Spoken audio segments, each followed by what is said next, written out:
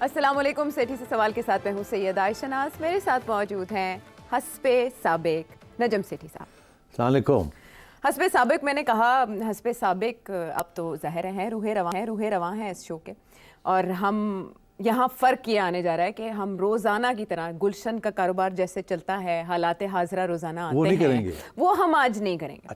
کیونکہ وہ بقول آپ کے گریٹ پبلک ڈیمانڈ, وہ بقول آپ کے اس لیے کہ ہم روزانہ آپ کے سامنے سوال رکھتے ہیں, لیکن کرنٹ افیئرس کی بھرمار کی وجہ سے لوگ اگنور ہو جاتے ہیں, اور یہ ہم کسی صورت افورڈ نہیں کر سکتے کہ وہ جو لائل ویورز ہیں, آپ کے آڈینس ہے لائل آپ سے, جو آپ سے جاننا چاہتے ہیں آپ کا نقطہ نظر, وہ کسی بھی طرح سے ہم سے خفا ہوں. تو اسی لیے آج کا شو ہم ڈیڈیکیٹ کر رہے ہیں ان کے نام جو آپ کو دیکھتے ہیں اور آپ سے جاننا چاہتے ہیں, جو ان کے ذہنوں میں سوال امڑتے ہیں. آج کا سارا شو جو ہے وہ موقوف ہوگا, وقف ہوگا سیٹھی صاحب کی آڈینس کے لیے اور ان لوگوں کے لیے جنہوں نے اپنے سوالات بھیجے. سب سے پہلے ہم آپ کی اجازت سے شامل کریں. کر دو شروع, مگر کچھ آئیڈیا تو ہونا چاہیے تھا مجھے کیا کس قسم کے سوال ہیں. آپ نے تو بالکل سرپرائز ہی کر دیا. بس آئیڈیاز کی نمائش میں بھی بہت سے سرپرائز ہوتے ہیں, تو آج اس میں بھی ایسے ہی ہو جائے. آج پھر چوکے چھکے ہی لگیں گے آج. ہاں, تو اس میں ہی مزہ ہے, چوکے چھکوں میں ہی. غیر معمولی شو ہے, غیر معمولی سوالات ہیں آج کی شام, بلکہ آج کی رات جو ہے وہ ویور. سب سے پہلے زید صاحب لاہور سے کیا جاننا چاہتے ہیں؟ پاکستانی عوام جو ہے امریکہ سے اتنی نفرت کیوں کرتی ہے؟ دیکھا جائے ماضی میں کوئی بھی سیاسی تبدیلی رونما ہوتی تھی تو کہا جاتا تھا عوام کی جانب سے جو کرا رہے امریکہ کرا رہا. اس کے بعد تحریک انصاف کی حکومت آتی ہے, ان کی حکومت ہٹائی جاتی ہے تو ایک کاغذ کا ٹکڑا لہرایا جاتا ہے بانی تحریک انصاف کی جانب سے, اور کہا جاتا ہے کہ جو کرا رہے امریکہ کرا رہے. اس سے نفرت بڑھی اور مزید بڑھتی جا رہی ہے. یہ ایسا کیوں ہے؟ ہم ہر چیز کا جو مدعا ہے وہ امریکہ پہ کیوں ڈالتے ہیں؟ بڑا اچھا سوال ہے, مگر میرا خیال ہے آپ کی یادداشت جو ہے وہ پچھلے صرف 4 5 یا 10 سال تک جا رہی ہے. تو میرا خیال ہے یہ اس وقت ایک تاریخ کا ایک دورہ کرنا چاہیے. پھر جا کے سمجھ آئے گی کہ یہ کیسے ہوا کہ ایک عوام, ایک قوم, ایک ملک جو کہ فدا تھا امریکہ کے اوپر, اس کا الائے تھا, موسٹ فیورڈ الائے ایک زمانے میں, وہ کیسے اینٹی امریکہ ہوا, from being very pro America to being very anti America. اب اس پہ تو کتابیں لکھی گئی ہیں, صرف یہ نہیں کہ why do Pakistanis hate America, مگر why does the post colonial world in general hate America. ایک پوری کتاب ہے اس کے اوپر, it's called why do they hate us, why do they hate U S. بہرحال بٹ پاکستان کا جو کیس ہے بڑا اسپیسیفک ہے اور انٹرسٹنگ سوال ہے. اس کے اوپر اگر مجھے ٹائم ہوتا تو میں آپ کو پورے 1 گھنٹے کا لیکچر دیتا ہے اس کے اوپر, کیونکہ اس کے بڑے سائن پوسٹس ہیں. کیسے شروع میں کیا ہوا, پھر کیسے تبدیلی آئی, کیا چیزیں تھیں جس کی وجہ سے پاکستانی اینٹی امریکن ہوتے گئے آہستہ آہستہ, اور کیا کس سٹیج پہ آ کے وہ بالکل ہی ٹوٹلی اینٹی امریکہ ہو گئے, اور کوئی یہاں اس ملک میں پبلک میں تو کوئی کھڑا ہو کے پرو امریکن بات نہیں کر سکتا. چلیے پھر میں اب شروع کرتا ہوں. لیکن پاکستان جب نیا نیا آزاد ہوا, اب کہانی ہے, میں کوشش کروں گا بڑی جلدی, اس کو 10 15 منٹ تو لگ ہی جائیں گے, مگر ایک تعلیم کا بھی یہ ایک دورہ ہے, کیونکہ بہت سے ہمارے دوست جو دیکھ رہے ہیں وہ شاید ان کی عمریں جو ہیں وہ 20 25 30 35 سال ہیں, اور میں شروع کروں گا 1947 سے کہ کیا ہوا اور کیسے ہوا اور اس کے بعد تبدیلی کیسے آئی. تو 1947 میں یہ بہت پرو امریکن ملک تھا, کیونکہ پاکستان کے اس وقت کے حکمران طبقہ نے یہ فیصلہ کیا کہ ہم امریکن کیمپ میں جائیں گے, رشین کیمپ میں نہیں جائیں گے. اس وقت 2 کیمپس تھے, چائنا والا کیمپ نہیں تھا, صرف ایک رشین کیمپ تھا یا سوویت یونین, اور ایک امریکن. کولڈ وار شروع ہو چکی تھی سیکنڈ ورلڈ وار کے بعد, تو جسے کولڈ وار کہتے ہیں, کہ امریکہ اور سوویت یونین ایک دوسرے کے خلاف شروع ہو چکے تھے بیہائنڈ دا سینز کارروائی کرنا, اور الائنسز بلڈ کر رہے تھے. تو امریکہ نے اس وقت ایران, پاکستان, ٹرکی, ان سب کو گھیر لیا کہ آپ ہمارے الائنس میں کھڑے ہوں, کیونکہ یہ کنٹریز وہ تھیں جو کہ رشیا کے بارڈر لینڈس کے اوپر تھیں, اور امریکہ کی یہ کوشش کسی طریقے کے ساتھ رشین بارڈر لینڈس جو ہیں یا سوویت یونین کے بارڈر لینڈس کو گھیرا کیا جائے یا گھیراؤ کیا جائے, اور وہاں سے سبورجن کی جائے. اور اوپر سے کولڈ وار بھی تھی, پوری ایک ہیومن رائٹس کی کیمپین تھی کہ کمیونزم بڑی بری چیز ہے, وہاں انسانی حقوق نہیں ہے, اور بہت سارے ادارے بنائے گئے امریکہ میں فنڈڈ بائی کانگریس, کہ ہیومن رائٹس کو ایک گلوبل ایشو بنایا جائے اور ٹارگٹ کیا جائے سوویت یونین کو کہ یہاں ہیومن رائٹس نہیں ہیں. تو یہ ایک پورا جو ہیومن رائٹس کا جو ایجنڈا ہے یہ پوسٹ کولڈ وار ایجنڈا ہے اور اس کے اندر امریکہ کا اور امریکن کانگریس کا آفیشیل ہاتھ ہے کہ یہ ایک پالیسی کے تحت یہ بنایا گیا. چلے مگر وہ الگ بات ہے. آئیے پاکستان میں لیاقت علی خان صاحب آپ کے پرائم منسٹر تھے اور لیاقت علی خان صاحب نے اپنے ذہن میں یہ سوچا کہ ہمیں شاید نہ چاہیے یہ بہت بڑی جنگ ہے دو ایک بہت بڑے ملکوں کی بہت نیوکلیئر آرمڈ اور اس وقت ہمیں کسی کی سائیڈ نہیں لینی چاہیے, کوشش کرنی چاہیے کہ ہم نیوٹرل رہیں. تو انہوں نے فیصلہ کیا کہ میں سوویت یونین کا ایک دورہ کرتا ہوں اور اس کے بعد میں امریکہ کا دورہ کرتا ہوں. مگر دلچسپ بات یہ ہے کہ انہوں نے رشیا کا دورہ ملتوی کر دیا اور فیصلہ یہ کیا کہ پہلے میں امریکہ جاؤں گا, حالانکہ پہلے فیصلہ یہ ہوا تھا کہ وہ روس جائیں گے. تو خیر وہ بیوروکریسی جو اس وقت کی تھی ویسٹرن ایجوکیٹڈ, انہوں نے کہا کہ نہیں آپ امریکہ جائیں. تو خیر یہ پھر امریکہ گئے اور جو وہاں جو باتیں ہوئیں وہ ایک کتاب ہے اور اس کو اگر آپ کو مل جائے کسی وقت تو پڑھ لیجئے گا. وہ پوری تاریخ ہے of the American rule in Pakistan from 1947 till 1958.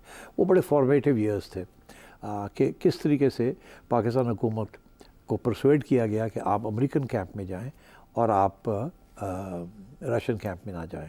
اور جیسے ہی آپ امریکن کیمپ میں گئے تو امریکہ نے آپ کو بہت سی امداد دینی شروع کر دی اور آپ کی فوج کو اس کے جو سارے ہتھیار تھے اس کو ریپلینش کرنا شروع کر دیا, ان کو ری آرم کرنا شروع کر دیا.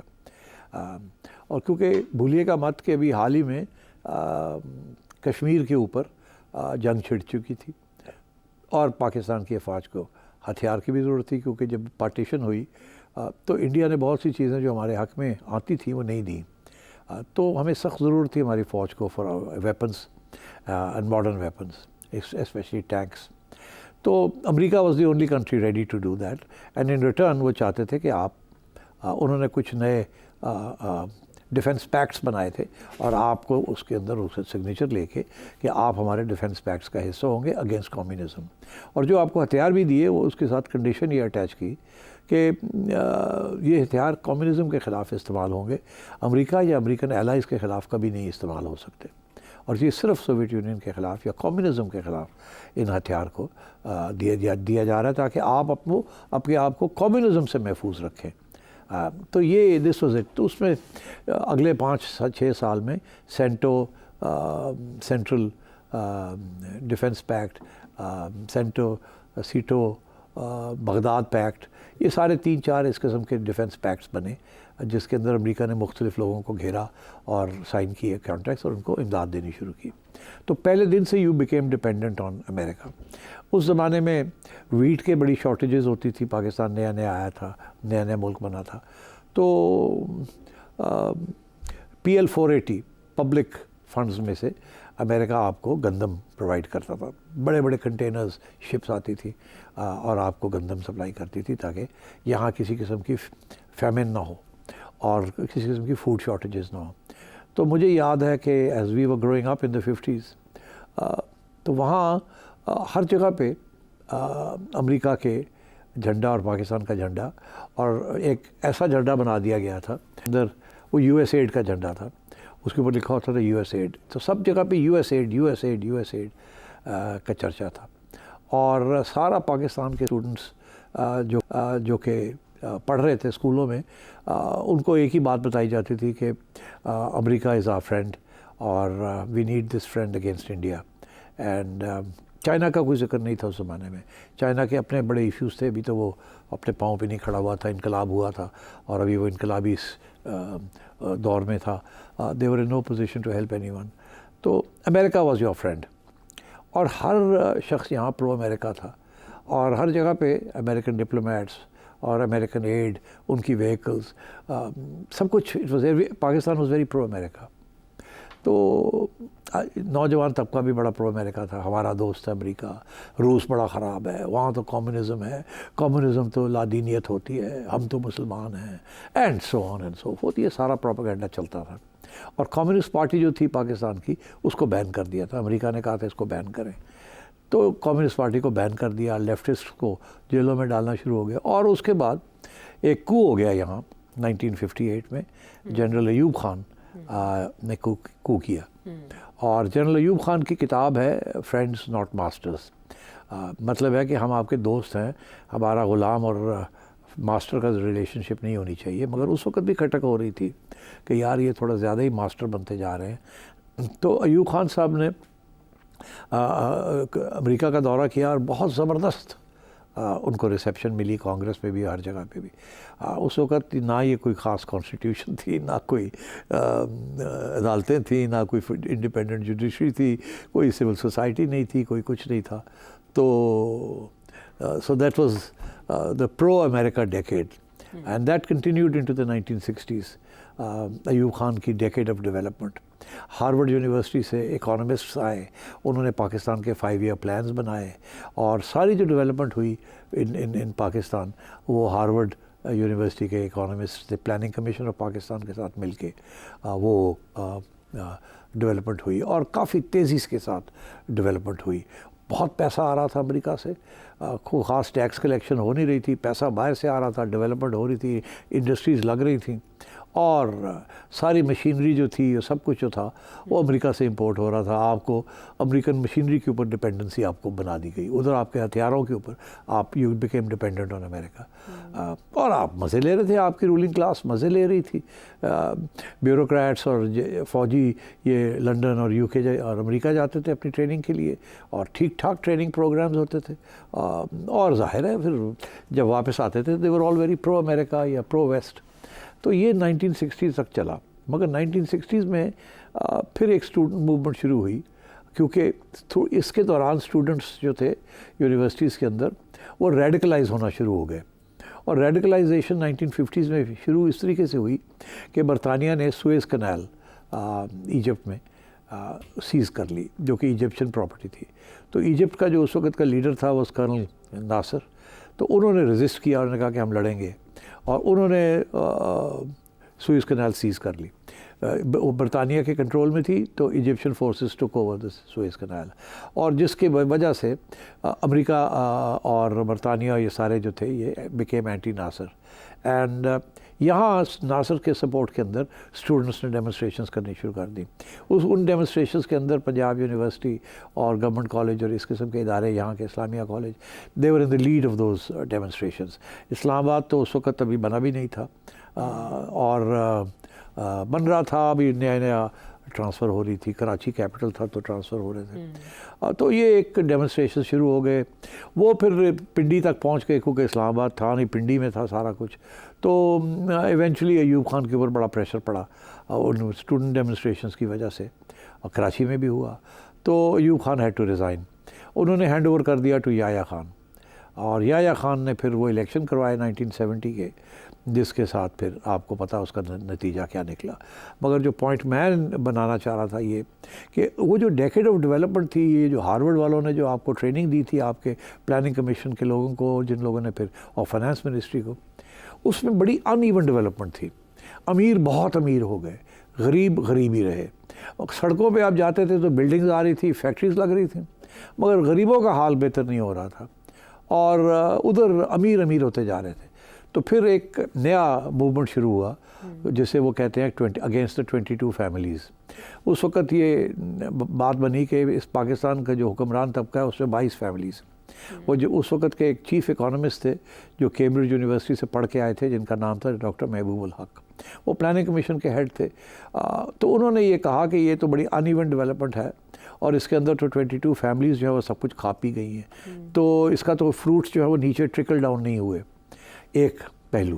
دوسرا پہلو ایک اور بھی تھا, وہ یہ پہلو تھا کہ ایسٹ پاکستان کے اندر ایک سوچ پیدا ہونی شروع ہو گئی کہ ویسٹ پاکستان کھا گیا سب کچھ, اور سارا جو فارن ایکسچینج ارننگ جو ہوتی تھی اس وقت وہ جھوٹ سے ہوتی تھی جو ایسٹ پاکستان ایکسپورٹ کرتا تھا, وہ ساری ارننگز ویسٹ پاکستان میں آ جاتی تھی. ڈیولپمنٹ ساری ویسٹ پاکستان میں ہو رہی تھی, ایسٹ پاکستان میں ہو نہیں رہی تھی. تو وہاں ایک سینٹیمنٹ, ایک ایموشن, ایک نیشنلزم ابھرنی شروع ہوئی کہ ایک یہ کہ یہ فوجی حکمران یہ ٹھیک نہیں ہے اور جمہوریت ہونی چاہیے, اور دوسرا یہ کہ یہ جو ٹرانسفر آف ریسورسز ہو رہا ہے from East Pakistan to West Pakistan, this is not good. اور ایوب خان آپ کو یاد ہونا چاہیے، یا میں یاد دلا دیتا ہوں کہ جو فیڈرل کانسٹیٹیوشن 1956 کی تھی وہ فیڈرل تھی، جس کے اندر 4 پروونسز پاکستان، ویسٹ پاکستان، ایک ایسٹ پاکستان تھی. ایوب خان نے 2 یونٹس بن دیے، سارا ویسٹ پاکستان کو 1 یونٹ بنا دیا، سینٹرلائز کر دیا، کوئی پروونشل اٹانومی ختم کر دی، اور ادھر ایک الگ یونٹ رکھا، جس کی وجہ سے پھر وہ West Pakistan versus East Pakistan کا مسئلہ بنا، اور علیحدگی کی وہاں سینٹیمنٹ اور سوچ شروع ہوئی، اور اس کی وجہ سے پھر آپ کا آرمی ایکشن ہوا وہاں، اور وہاں علیحدگی کی ایک تحریک. تو Ayub Khan was the height of pro Americanism in Pakistan, and اس کے نتائج یہ تھے کہ 22 فیملی رول، اور ساتھ ساتھ یہ کہ ایچ پاکستان کی علیحدگی. مگر آپ کی ڈپینڈنس آن امریکہ کمپلیٹ ہو چکی تھی اس وقت. ہائٹ پہ پہنچ گئے، یعنی تاریخ میں کہاں کلائمیکس پہ پہنچے پاک امریکہ تعلقات، اور اس کا پس منظر کیا تھا نے بھی جانا. لیکن اس کے بعد زوال پذیر کیوں ہوئے؟ امریکہ نے پاکستان کو ہمیشہ کس نظر سے دیکھا، کس طرح استعمال کیا، اس کی تاریخ کیا ہے؟ ابھی بہت کچھ باقی ہے، بریک کے بعد آ کے بات کریں گے. شو میں ایک بار پھر خوش آمدید. سر صاحب، آپ صدر ایوب خان کے دور کی بات کر رہے تھے کہ سپرب رہا، اس دور کی مثالیں عمران خان صاحب تو آج بھی دیتے ہیں، لیکن اس کے بعد کیا ہوا پاک امریکہ تعلقات کو کہ ہمیں دھوکے باز قرار دیا گیا بعد میں؟ جی ہاں، پھر یہ ہوا کہ پاکستان ٹوٹ گیا، علیحدگی ہو گئی، بنگلہ دیش بن گیا. اس وقت توقع یہ تھا کہ امریکہ ہماری مدد کے لیے آئے گا، کہ یہ جو انڈین انٹرونشن جو ہوئی، توقع یہ تھی کہ امریکہ ول سیو اس. بحری بیڑا آئے گا کوئی. تو انہوں نے اپنا بحری بیڑا بھیج دیا بے آف بنگال میں، وہ جا کے وہاں کھڑا ہو گیا. انہوں نے کیا کچھ نہیں آپ کے لیے، کوئی جہاز نہیں اڑے وہاں سے آپ کو ہیلپ کرنے کے لیے، کوئی انہوں نے آپ کو ہتھیار نہیں دیے. اس وقت انہوں نے سب کچھ روک ہی دیا، صرف ایک جیسچر کر دیا کہ ہم نے جہاز بھیج دیا وہاں، ایئر کرافٹ کیریئر، مگر اس سے کوئی فرق نہیں پڑا. Indians basically took over Bangladesh and we were defeated because وہاں کی عوام ہمارے خلاف ہو چکی تھی. پھر یہ ہوا کہ بھٹو صاحب آ گئے یہاں پاکستان میں. اب بھٹو صاحب کہتے تھے کہ میں سوشلسٹ ہوں، تو سب سے پہلا ریڈ فلیگ تو امریکہ کو بھٹو نظر آیا کہ یہ سوشلسٹ آ گیا یار، یہ کیا ہوا؟ ہم تو کیپٹلسٹ چاہتے تھے، ہم سرمایہ داری چاہتے ہیں وہاں، یہ سوشلزم کا نعرہ مار رہا ہے، یہ نہ ہو کہ یہ پرو رشیا ہو جائے یہ. تو انہوں نے بڑی کڑی نظر سے بھٹو کو دیکھنا شروع کر دیا. بھٹو صاحب نے آتے ساتھ نیشنلائزیشن شروع کر دی، پرائیویٹ سیکٹر کا خاتمہ کرنا شروع کر دیا، زمینیں سیز کر لیں، اور تو اس کے ساتھ تو ریڈ فلیگز بننے شروع ہو گئے کہ یار یہ بندہ کر کیا رہا ہے. مگر سب سے بڑی بات یہ ہوئی کہ 1974 میں بھٹو صاحب نے سوچا کہ یار 3 کیمپ بنے ہوئے ہیں یہاں، ایک ہے پرو امریکن کیمپ، ایک ہے پرو رشیا کیمپ، ہم امریکن کیمپ میں ہیں، اور اب ایک تیسرا کیمپ بن گیا ہے، وہ نہرو اور سکارنو نے اور ٹیٹو نے. ٹیٹو یوگوسلاویا کا رولر تھا، سکارنو انڈونیشیا کا تھا، نہرو کا تھا، اور چائنا. ان چاروں نے مل کے ایک نان الائن موومنٹ لانچ کر دیا کہ ہم کسی کیمپ میں نہیں ہیں. تو ہمارا تو جی چاہا بھٹو کا کہ ہم اس کیمپ میں جائیں، مگر انڈیا نہیں چاہتا تھا کہ آپ اس کیمپ میں آئیں، اور آپ امریکہ کے بڑے کلوز تھے اس وقت بھی یہ سارے سینٹو سیٹو شیٹو ان میں سے چیزیں چل رہی تھی، نیٹو بھی آنے والا تھا.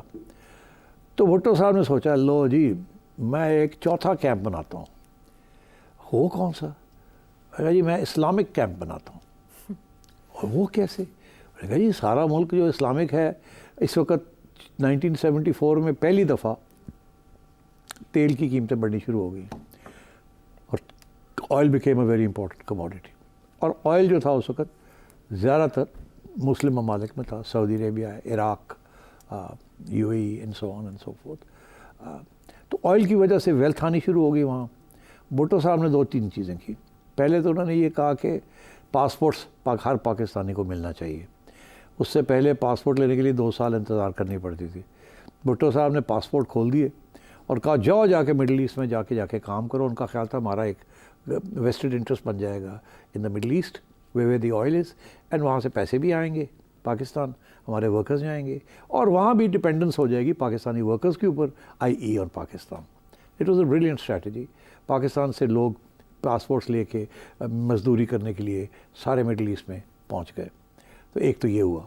مگر ساتھ ساتھ انہوں نے سوچا کہ اب کیونکہ ہمارا ایک فٹ پرنٹ آ گیا ہے مڈل ایسٹ میں، now we should set up Muslim bloc, اور وہ مسلم بلاک کی لیڈرشپ پاکستان کے پاس ہونی چاہیے. اچھا اب یہ کوئی مشکل کام تھا بیکاز پیسہ تو سارا سعودی عربیہ کے پاس تھا. لیڈر بھی تیل پروڈیوسنگ کنٹریز کا سعودی عربیہ تھا، حالانکہ وہاں بھی ساری انویسٹمنٹ جو تھی وہ امریکن انویسٹمنٹ تھی، مگر پھر بھی تو بھٹو صاحب نے کہا کہ اب ایک ہی طریقہ ہے کہ میں نیوکلیئر ویپن بنا لوں. اگر پاکستان کے پاس نیوکلیئر ویپن ہوگا then we will be the leaders of the Muslim bloc, because اور کوئی ملک جو ہے وہ نیوکلیئر ویپن نہیں بنا سکتا مسلم ممالک میں سے. تو بھٹو صاحب لانچ دا نیوکلیئر پروگرام، اور اے کیو قادر صاحب کو ہالینڈ سے بلایا اور کہا شروع کر جو centrifugal technology, use the uranium route not the plutonium route. In the meanwhile India نے پلوٹینیم روٹ کر کے اپنا ایک اسمائلنگ بدا کا ایک ٹیسٹ بھی کر دیا تھا، پیسفل نیوکلیئر ایکسپلوژن. تو اس کے سہارا لیتے ہوئے بھٹو صاحب نے کہا ہمارا بھی پیسفل ڈیولپمنٹ ہے پروگرام، اور انہوں نے شروع کر دیا.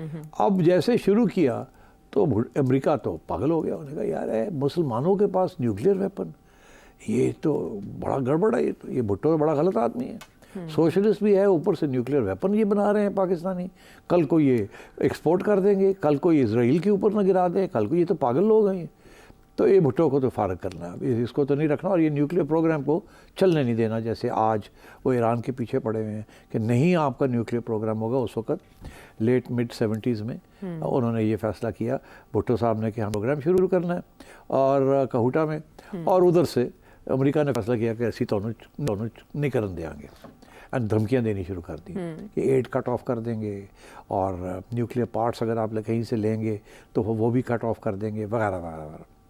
تو یہ سلسلہ جاری تھا، اور اگلی الیکشن پہنچ گئی. بھٹو صاحب نے 1974 میں اسلامک سمٹ کر دی لاہور شہر میں. آپ کو اپنے ٹیکسٹ بکس میں آپ لوگوں نے پڑھا ہوگا، جہاں غدافی صاحب آئے، غدافی اسٹیڈیم کو لیے پیسے دیے، غدافی اسٹیڈیم بن گیا کرکٹ کا. شروع میں فنڈنگ غدافی صاحب کی طرف سے بھی آئی فار آر نیوکلیئر پروگرام خفیہ طور پہ. بہرحال امریکن CIA بڑی ایکٹیو تھی، تو انہوں نے دیکھ لیا کہ یہ تو اب کام نہیں رکتا، اس کو اور کوئی طریقہ ہے، بھٹو کی چھٹی کرانی چاہیے. موقع مل گیا ان کو جب بھٹو صاحب نے الیکشن اناؤنس کی، اور غلطی یہ کی کہ تھوڑی سی ریگنگ کر لی، کہ انہوں نے سوچا تھا کہ 2/3 ہونی چاہیے میرے پاس. 5 سال تو وہ گزر چکے تھے، مگر انہوں نے سوچا کہ 5 سال اور لینے ہیں تو 2/3 ہونی چاہیے. بس اس میں ریگنگ کر لی. امریکہ نے فنڈنگ کر دی 2-3 سیاسی جماعتوں کی، اب میں ان کا نام نہیں لیتا ہوں، ناراض ہو جائیں گے میرے ساتھ. تو اس لیے آپ مہربانی کر کے، وہ مذہبی جماعتیں تھیں اور سینٹرسٹ جماعتیں تھیں، ان کو کھلایا پلایا، ان کے ساتھ تعلقات تھے ان کے، اور انہوں نے ایک موومنٹ بھٹو صاحب کے خلاف لانچ کر دیا. اور پھر انہی کے جو کلوز تھے جنرل ضیاء الحق، جس کو بھٹو صاحب نے آرمی چیف بنایا تھا، انہوں نے کو کر دیا، اور کو کر کے بھٹو صاحب کو اریسٹ کر کے رجیم ٹاپل کر دی، مارشل لاء لگا دیا، اور پھر بھٹو صاحب کو ایکسیکیوٹ کر دیا. اور اس کا سہارا سپریم کورٹ کے کچھ ججز تھے، جن کا سہارا لے کے انہوں نے بھٹو صاحب کو سزائے موت دلوا دی اور ان کو پھانسی چڑھا دیا. That was the beginning now of a new era. America کا اب انٹرسٹ پاکستان میں پورا ہو گیا، انہوں نے کہا جی بھٹو فارغ ہو گیا ہے، مگر اب ہم نیوکلیئر پروگرام نہیں ہوگا. مگر ضیاء الحق بھی تو بڑا چالاک تھا، اس نے سوچا یہ کیسے ہو سکتا ہے، ٹھیک ہے بھٹو نے غلطیاں کی ہیں، مگر میں بم نہیں بناؤں گا، میں بم بنانے کے قریب آ جاؤں گا، بم بناؤں گا نہیں، بم کو ٹیسٹ نہیں کروں گا، کیونکہ جب تک ٹیسٹ نہ کرے تو بم نہیں ہے. تیاری کر لوں گا پوری، مگر ٹیسٹ نہیں کروں گا. ٹیسٹ کیا نہیں تو یہ امریکہ میرے گلے پڑ جائے گا. تو پروگرام کو جاری رکھنا چاہیے، مگر یہ کہ امریکہ کو کہیں ہم نے نہیں ٹیسٹ کرنا، اور ہم سائن کر دیتے ہیں انٹرنیشنل ٹریٹی کہ ہم ٹیسٹنگ نہیں کریں گے. البتہ اگر انڈیا نے کچھ کیا تو پھر ہمارا حق بنتا ہے، مگر خود نہیں کریں گے. تو یہ کہہ کے ضیاء الحق صاحب ابھی اپنے پاؤں جما ہی رہے تھے، تو ایک نئی ڈیولپمنٹ ہو گئی، جس کی وجہ سے جو امریکہ جو آپ سے دور ہوتا جا رہا تھا، امریکہ پھر پاکستان واپس آ گیا. اور وہ یہ تھی کہ سوویت یونین نے افغانستان انویڈ کر لیا، اور وہاں اپنی ایک کمیونسٹ گورنمنٹ انسٹال کر دی 1979 میں، 78 میں. اور 79 میں جب وہ رژیم جو تھی خطرے میں تھی انٹرنلی، تو رشیا نے اپنی فوج بھیج دی افغانستان، اور اپنی گورنمنٹ وہاں، کمیونسٹ کی گورنمنٹ وہاں انسٹال کر دی. ادھر سے امریکہ پہنچ گیا پاکستان، اور کہ اس کو نہیں ہم نے رہنے دینا افغانستان میں، تو آپ بتائیں کیا کر سکتے ہیں. تو ضیاء الحق صاحب نے کہا کہ بہت کچھ کر سکتے ہیں ہم ان کے خلاف جہاد کر سکتے ہیں، مگر ہمیں پیسے چاہیے اور ہتھیار چاہیے. تو امریکہ نے کہا ڈن. تو یہ جو نئی جو مجاہدین اور نئی جہاد جو ہے، یہ پہلی دفعہ لندن اکانومسٹ میں ایک مضمون آیا کہ یہ جہاد تو ہم سنتے تھے کہ اسلام کے اندر تعلیم اور اس قسم کی بات ہے جہاد، یہ جہاد جو ہے فوجی جہاد، یہ تو اب نئی ایک ڈائمنشن ضیاء الحق نے یہ شروع کی اور امریکہ پرو جہاد ہو گیا. جہاد جہاد جہاد against the Soviet union, against the atheist, against the God less regime. تو یہاں سے لوگوں کو ٹرین کر کے پاکستانیوں نے مذہبی جماعتوں سے لوگ لے کے ٹرین کر کے اور افغانستان میں بھیجا، اور انہوں نے امریکن ہیلپ کے ساتھ اور پیسے کے ساتھ اور مجاہدین کے ساتھ they defeated the Soviet Union. Soviet Union بھاگ گیا، بہت سے کیجولٹیز ہوئی، وہ واپس چلے گئے اپنی فوجیں لے کے. Pakistan was very happy.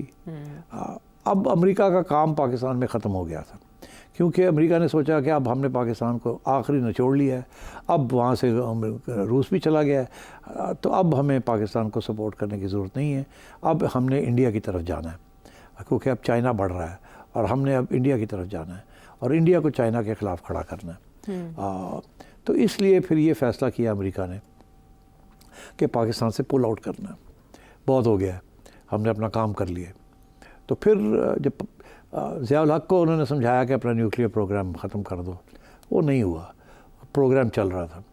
پھر آپ نے دیکھ ہی لیا کہ ضیاء صاحب کا جہاز کریش کر گیا اور وہ اللہ کو پیارے ہو گئے. اس کے بعد ساری ملٹری رجیم انریول ہو گئی، الیکشنز کال ہو گئے، محترمہ بے نظیر بھٹو صاحبہ پرائم منسٹر بن گئیں، اور جیسے ہی وہ پرائم منسٹر بنی تو انہوں نے سب سے پہلے انہوں نے یہ کہا کہ ہم ہندوستان کے ساتھ امن کی بات کریں گے اور نارملائزیشن کریں گے، اب جنگ شنگ نہیں ہوگی. تو ادھر راجیو گاندھی تھے پرائم منسٹر. تو جیسے یہ بات چیت شروع کی ہماری حکومت نے اور ان کی جمہوری ڈیموکریٹکلی الیکٹڈ گورنمنٹ، تو یہاں کی نے سوچا یہ تو گڑبڑ ہو رہی ہے، یہ تو آج ہم انڈیا کے ساتھ یہ صلح کرنے جا رہی ہے، کل کو یہ کہے گی کہ نیوکلیئر پروگرام بھی بند کرو، اب ہمیں کیا ضرورت ہے، ہم نے تو صلح کر لی ہے. تو یہ پھر فیصلہ ہوا کہ ان کی چھٹی کرانی ہے. تو اکارڈنگلی پھر کچھ سیاسی جماعتوں کے ساتھ مل کے بے نظیر بھٹو صاحبہ کی چھٹی کرا دی گئی، اور اس پہ بھی سپریم کورٹ کا ساتھ لیا، اور سپریم کورٹ نے جو آرڈر تھا پریزیڈنٹ غلام اسحاق کا ڈسمسنگ دا بھٹو گورنمنٹ، اس کو اپہولڈ کر دیا. بیگم بھٹو صاحبہ غائب ہو گئی، نواز شریف صاحب اسٹیج پہ آ گئے. آپ سمجھیں کہ آپ نے بعد میں یہ ساری چیزیں دیکھی ہیں کہ ایک کو نکالا جاتا ہے، دوسرا آ جاتا ہے، پھر اس کو نکالا جاتا ہے، پہلا آ جاتا ہے، اینڈ سو آن. آپ دیکھیں ہو رہا ہے. تو یہ شروع ہو گیا یہ کام. اب امریکہ نے آ کے بے نظیر حکومت کو کہا کہ نیوکلیئر پروگرام بند کریں. بے نظیر نے کہا میں نہیں کر سکتی. اسٹیبلشمنٹ نے بے نظیر کو کہا کہ اس کو اب چلنے چاہیے اور اس کو پیچھے نہیں ہٹنا ہم نے. امریکہ نے کہا اچھا. امریکہ نے آ کے کہا کہ اچھا ایسے ہے کہ ہم آپ کا سارا کچھ اب سینکشن کرنے لگے ہیں آپ کو. اور 1990 میں امریکہ نے سینکشنز لگا دیے پاکستان کے اوپر. نو ایڈ، نو ملٹری ایڈ، نو ملٹری اسپیئر، سارے آپ کے ہتھیار فوجی ملٹری کے تھے، سارے اسپیئر پارٹس وہاں سے آتے تھے، سب روک دیا.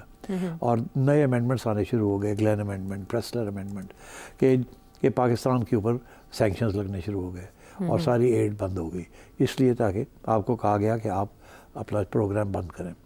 یہ پہلی دفعہ ہے جب پاکستان کی عوام کو یہ پتہ چلا کہ امریکہ نے اب پریشر ڈالنا شروع کر دیا ہے کہ آپ کا نیوکلیئر پروگرام کو بند کیا جائے. Roll back, keep and roll back your nuclear programme. اس کے 3 پہلو تھے. پہلے کہتے تھے کہ اس کو فریز کر دو، ڈیولپمنٹ بند کر دو.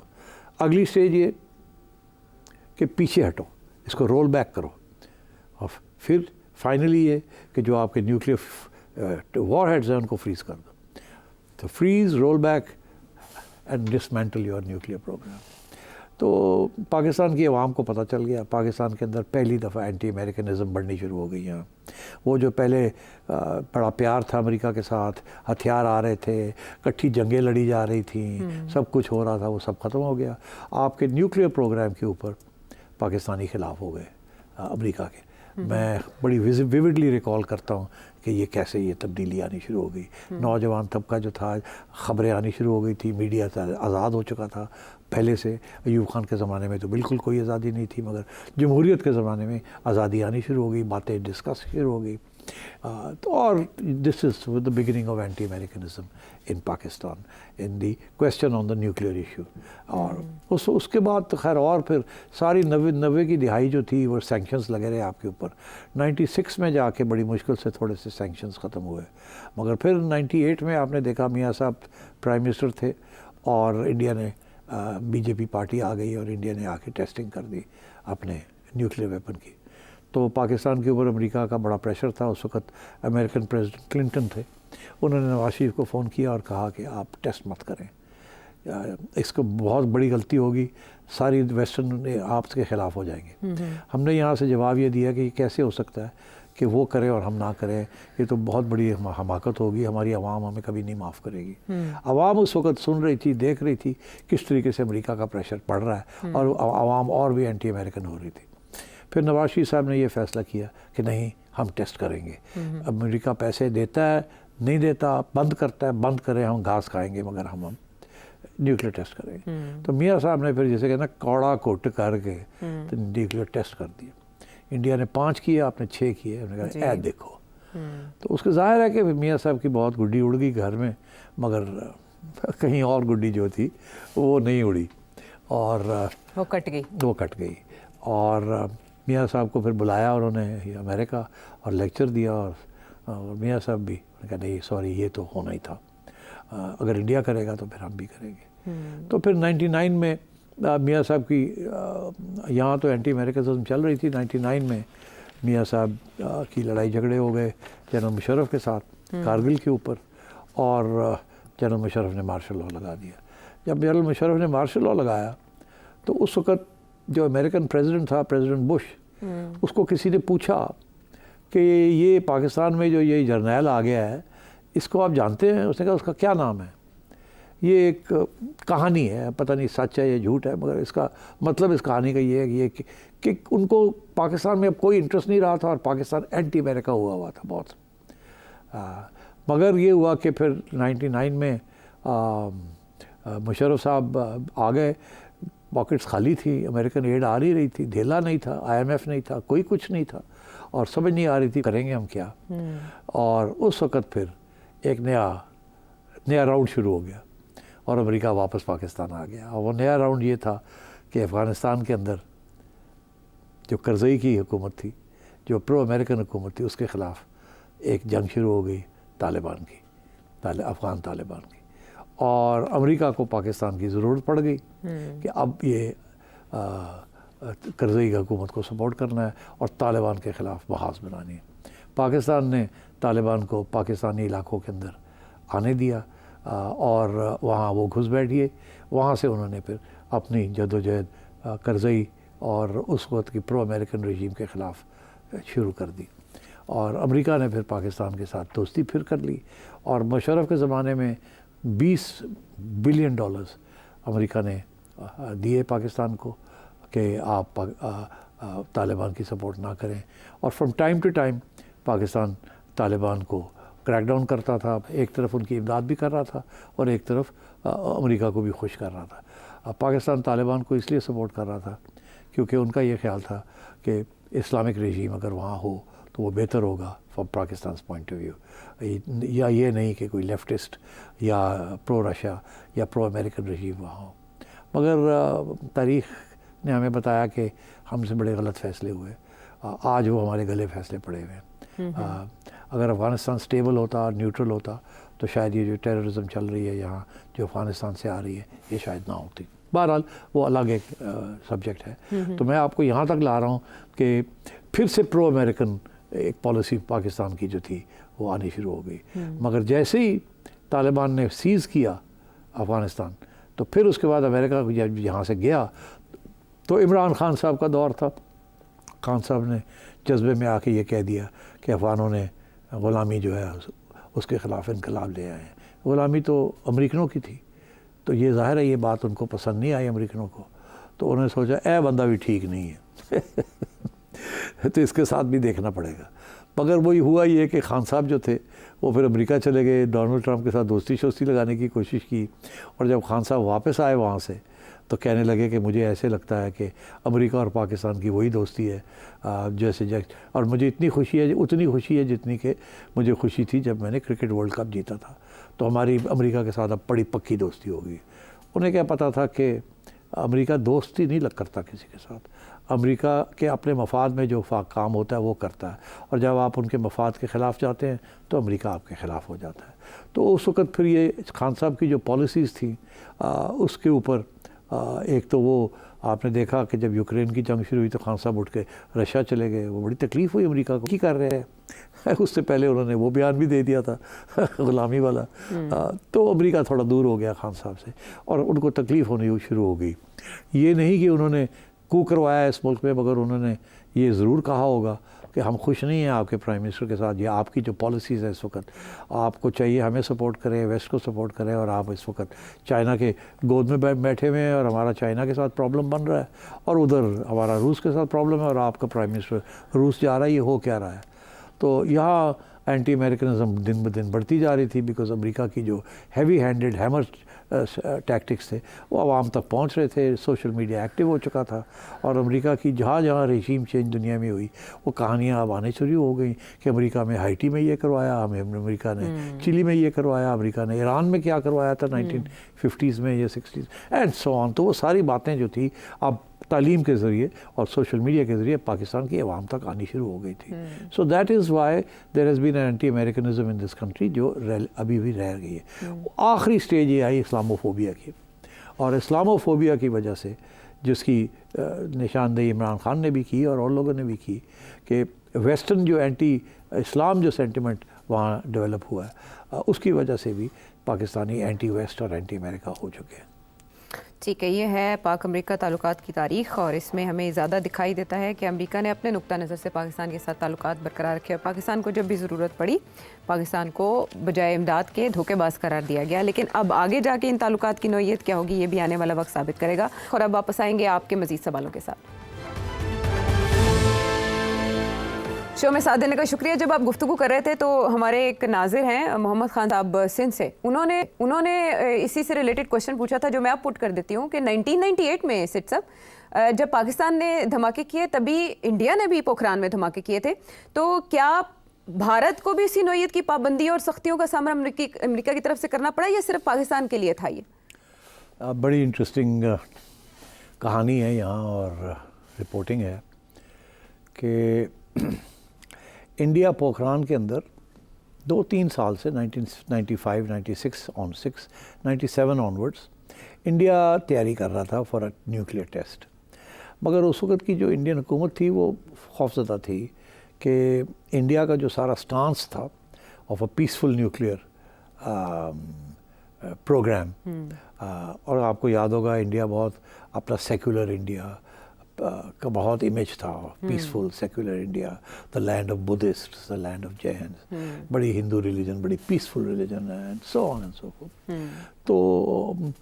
تو یہ اس کی وجہ سے وہ سوچتے تھے کہ ٹیسٹ کر لیں, پھر سوچتے تھے کہ نہیں ہم نے نہیں کرنا, فائدہ کیا, ضرورت نہیں ہے, دیر از نو پوائنٹ ان ٹیسٹنگ, ہم کوئی کمپٹیشن میں تو نہیں ہے with the rest of the global world. یہ کانگریس کی یہ پوزیشن تھی, اور بی جے پی کی بھی یہی پوزیشن تھی. مگر پھر بی جے پی کے اندر آر ایس ایس وغیرہ کا بڑا پریشر باؤنڈ ہونا شروع ہو گیا, اور جیسے ہی بی جے پی کی 1998 کے اندر نئی الیکشن ہوئی تو اس میں بی جے پی کی گورنمنٹ بن گئی, اور وہ جو نیا لیڈر آیا ہے اس وقت واجپئی صاحب واز دا نیو لیڈر, اور بہت پریشر تھا from the right wing of the B J P. تو بی جے پی نے یہ فیصلہ کیا کہ اب کم واٹ ایور ہیپنس ہمیں اب نیوکلیئر ٹیسٹ کرنا ہی کرنا ہے. وہ ظاہر ہے وہ آپ کو پتہ ہے ان کا تو فلسفہ یہ تھا نا, ہندو سویلائزیشن, ان کا فلسفہ یہ تھا کہ ایک ویسٹرن سویلائزیشن ہے, ان کے پاس بم ہے, ایک کمیونسٹ سویلائزیشن ہے, ان کے پاس بم ہے, ایک کنفیوشس سویلائزیشن ہے چائنیز, ان کے پاس بھی بم ہے. یہ 3 بہت بڑی سویلائزیشنز ہیں, ان کے پاس بم ہے. تو انڈیا کا یہ کہنا تھا کہ دیر از اے کرسچن بم, اور یہ بھی پتہ تھا کہ اسرائیل کے پاس بم ہے, وہ ٹیسٹ نہیں کیا مگر بم ہے. So there is a Christian bomb, there is a communist bomb, there is a Jewish bomb, and then there is a Chinese bomb, civilizations.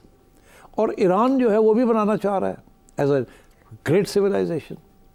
تو ہندوستان تو از اٹس اے سویلائزیشن. تو ہمارا بھی ایک سویلائزیشنل بام ہونا چاہیے because we are a great civilisation, اور وہ وی آر اے ہندو سویلائزیشن. تو یہ سوچ اس وقت بننی شروع ہو گئی تھی. اب تو خیر 100% سارا 70% 80% انڈیا جو ہے اسی سوچ کو سوچتا ہے, ایسے ہی سوچتا ہے. مگر اس وقت یہ ڈیولپ ہو رہی تھی یہ تھیم آف سویلائزیشنس. تو اس وقت بی جے پی نے یہ فیصلہ کیا کہ ہم نے ٹیسٹنگ کرنی ہے. اب میں آپ کو ایک بڑی دلچسپ کہانی سناتا ہوں. کہانی ایسے ہے کہ ایک کانفرنس ہو رہی تھی اٹلی کے اندر جس میں انڈیا پاکستان نارملائزیشن ریلیشنز کے اوپر وہ کانفرنس تھی. اس کانفرنس میں 1-2 جرنیل پاکستان کی طرف سے, 1-2 جرنیل انڈیا کی طرف سے ریٹائرڈ, 2-3 جرنلسٹ پاکستان کی طرف سے, 2-3 جرنلسٹ انڈیا کی طرف سے, 1-8 تھنک ٹینک سے ادھر سے, 1-8 تھنک ٹینک سے ادھر سے, 8-10 لوگ اٹلی میں ملے اس کانفرنس کے لیے انڈیا پاکستان نارملائزیشن کے اوپر. اس کانفرنس کے اندر آپ کا خادم بھی انوائٹ ہوا تھا. تو اس کانفرنس کے اندر ڈسکشن جب چھڑی تو یہ سوال کھڑا ہو گیا کہ جس پہ میں نے یہ سوال کیا اپنے انڈین دوستوں کے ساتھ, اور وہاں امریکن بھی تھے جا کے جو کروا رہے تھے یہ کانفرنس, کہ میں نے کہا میرا خیال ہے کہ انڈیا اب ٹیسٹ کرے گا ایک نیوکلیئر ویپن.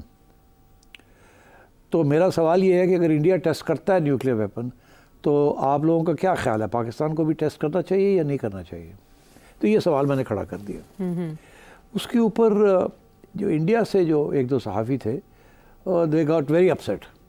مجھے آج تک یاد ہے, میں نام نہیں لوں گا صحافی کا. کہنے لگے یار سیٹھی, ہر دفعہ کوئی اونٹ پوکھران میں ادھر ادھر ہوتا ہے تو آپ لوگ شروع ہو جاتے ہیں کہ ہم ٹیسٹ کرنے لگے ہیں. تو ایسی تو سوچ ہے ہی کوئی نہیں, بات سوال ہی پیدا نہیں ہوتا کہ انڈیا نیوکلیئر ویپن ٹیسٹ کرے. اور یہ سارا ڈرامہ ہے, یہ ویسٹرن پروپیگنڈا ہے کہ امریکن سیٹلائٹس نے دیکھا ہے کہ وہاں کوئی ایکٹیویٹی ہو رہی ہے. کوئی ایسی بات نہیں, کوئی ٹیسٹنگ نہیں, سوال ہی پیدا نہیں ہوتا. اور یہ آپ لوگ سارا ڈرامہ باز ہیں آپ لوگ, اور پتہ نہیں کہاں سے آپ یہ لے آتے ہیں خبریں. It's naan sense. اس سے بڑی سختی کے ساتھ شٹ اپ کال دے دی. تو آپ سمجھے کہ اس کے بعد پھر سب نے کہا کہ نہیں دیکھیں نا سیٹھی صاحب, یہ تو ہائپوتھیٹیکل سوال ہے, کوئی ایسی ایویڈنس تو ہے نہیں کہ یہ ہونے جا رہا ہے. میں ڈٹ گیا, میں نے کہا نہیں, مجھے لگ رہا ہے, میرا انالیسس کر رہا ہے کہ انڈیا بی جے پی یہ کرے گی, تو میرا سوال ریلیونٹ ہے. چلے آپ یہ میں یہ بات چھیڑتے ایسے نہیں ہے, اور دے کہ اگر انڈیا نے کیا تو پھر ہمیں کیا کرنا چاہیے. چلو آپ ایسے کر دیں. میں نہیں کہتا کہ وہ کرنے لگیں اور ہم کیا کریں, میں کہتا ہوں اگر وہ کرتے ہیں تو آپ.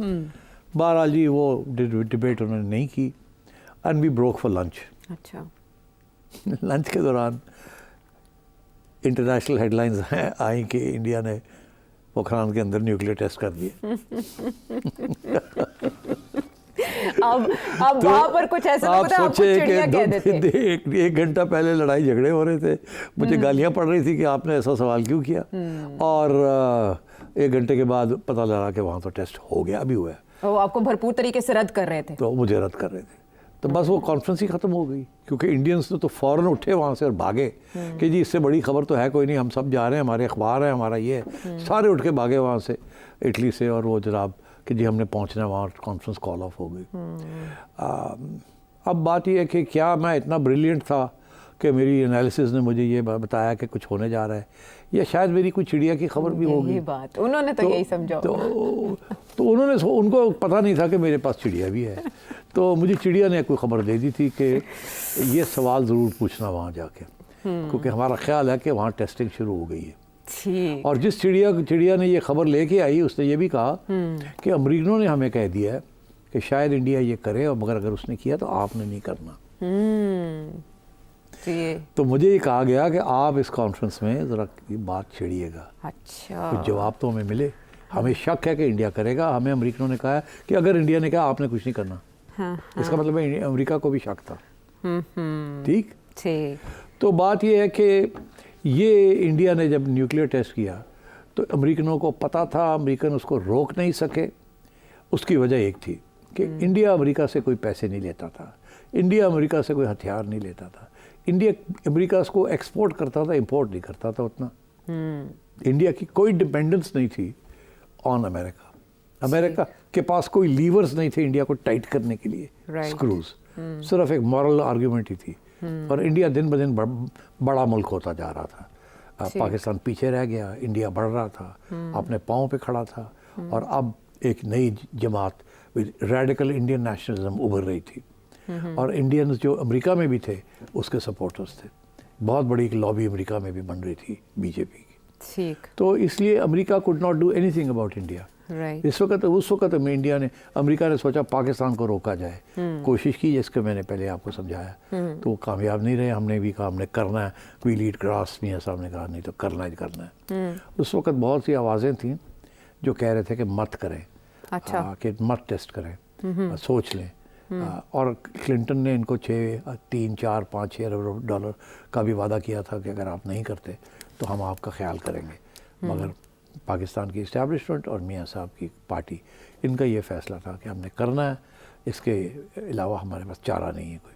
تو وہ دن ہے اور آج کا دن ہے کہ یہ نیوکلیئر بام کی وجہ سے انڈیا کی جو اگریسو انسٹنکٹس ہیں about Pakistan, strategic strikes, surgical strikes, یہ دھمکی وہ دھمکی, وہ دھمکی رہ جاتی ہے, کچھ نہیں ہوتا. بیکاز ہم نے ایک معاہدے سے انکار کر دیا سائن کرنے. وہ معاہدہ یہ ہے کہ ساری دنیا کہتی ہے, اور انڈیا نے بھی یہ کہا ہے کہ India will not be the first to use nuclear weapons. اسے کہتے ہیں نو فرسٹ اسٹرائک. پاکستان کو کہا گیا آپ بھی کہہ دیں کہ یہ سائن کر دیں یہ ٹریٹی, کہ آپ پہلے ملک نہیں ہوں گے جو نیوکلیئر ویپنز استعمال کریں گے اگر آپ کو جنگ ہو جاتی ہے انڈیا کے ساتھ.